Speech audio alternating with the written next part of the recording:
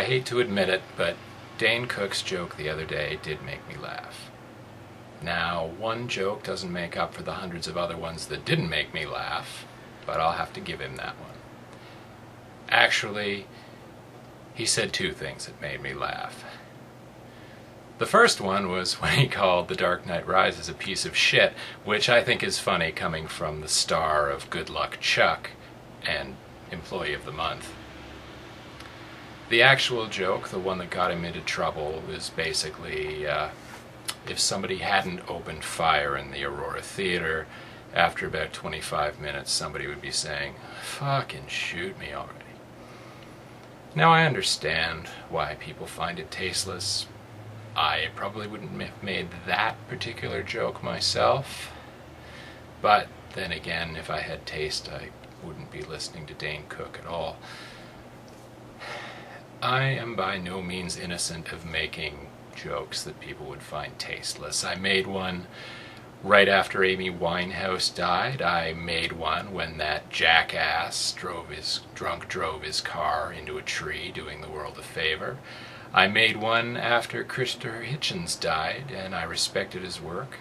And I've got plenty of good ones ready for when Charlie Sheen and Lindsay Lohan finally manage to do themselves in. It's gallows humor. It's the kind of thing we say to make ourselves laugh, because the alternative would be to cry. There's an old saying that goes, tragedy is when something terrible happens to you. Comedy is when it happens to someone else. Making jokes like that is a way of giving death the finger. It's an affirmation of how much better it is to be alive than dead. George Carlin once did a bit about a deadly roller coaster crash in some foreign country, and how it pissed him off because who cares? I didn't know any of those people. That said, I don't think Dane Cook was thinking any of those things. I have few feelings left about the shooting.